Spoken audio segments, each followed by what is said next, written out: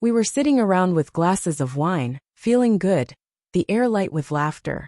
My friends and I were chatting about relationships, making jokes and tossing around hypothetical, ridiculous scenarios. Someone asked a question that caught everyone's attention. If you had to choose between your husband and someone else, who would you pick? Without a second thought, I smirked, flicked my hair back, and said it in a teasing tone. Oh please, if I had to choose, I'd pick my coworker over Ryan in a heartbeat. The room erupted in laughter. I laughed too, playing it off like it was just harmless fun. I wasn't serious.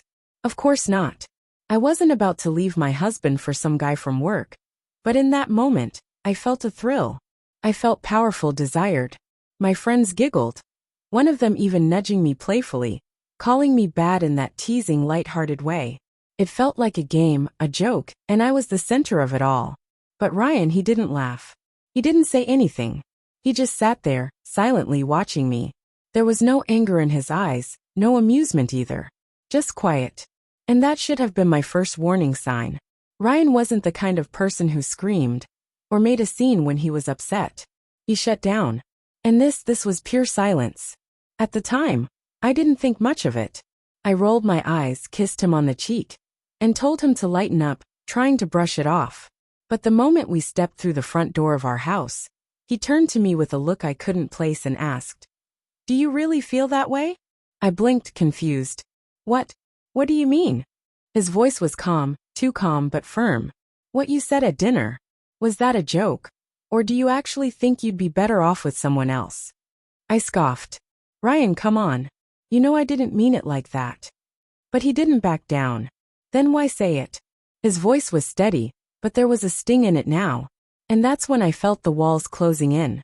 I should have apologized.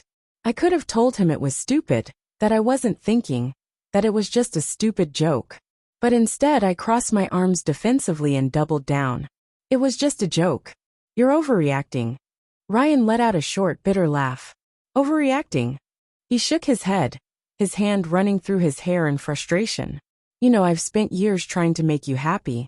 And the one time you actually get excited about something, it's about another man. I felt my breath catch, the anger rising.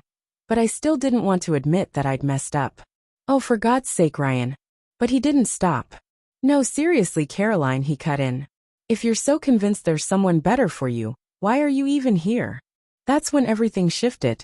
That's when I realized this wasn't just a fight. This wasn't one of those petty arguments where we yell at each other for an hour and then go back to normal the next day. This was different. I was losing him. Ryan's voice dropped, eerily calm now, and it felt like a blow. I thought we were a team. I thought this marriage meant something. But clearly I was wrong. I tried to laugh, but it came out weak, nervous. Come on, you're not seriously mad over some dumb joke. But he wasn't listening anymore. He turned his back on me, walking upstairs. My heart pounded in my chest as I followed him, desperate to make things right. When I reached our bedroom, I froze. Ryan was packing. My eyes locked onto the suitcase in his hand, the clothes folded neatly inside it, and I couldn't process what was happening. At first, I couldn't believe it. I leaned against the doorframe, arms crossed, shaking my head in disbelief. You're actually leaving over this? Ryan didn't even look at me. His voice was low, distant, like he had already checked out. It's not just this, he muttered, his tone final. It's everything. And that's when the panic hit me. Because I realized in that moment, this wasn't about one mistake or one joke.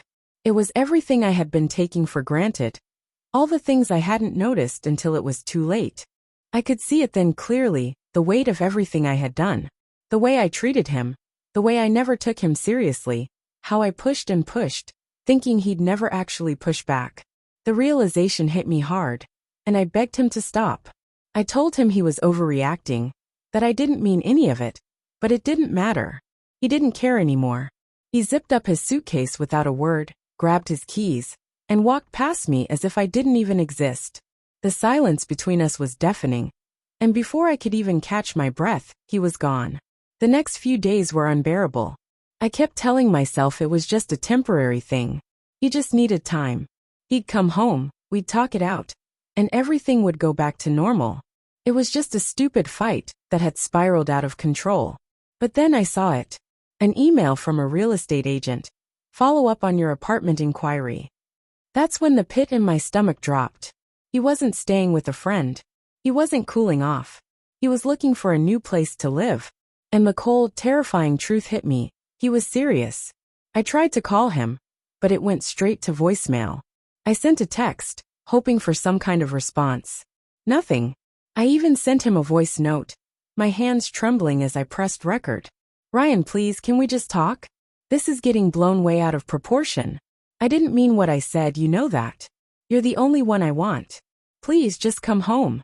But there was no reply. Not that day. Not the next. Then finally a text.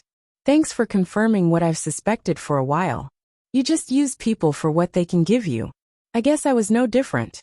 It felt like someone had punched me in the gut. And the worst part? He wasn't wrong. Deep down I knew it. I had taken him for granted. Assumed he'd always be there, always forgive me. I tried calling him again, but this time, when he answered, his voice was ice cold. What do you want, Caroline?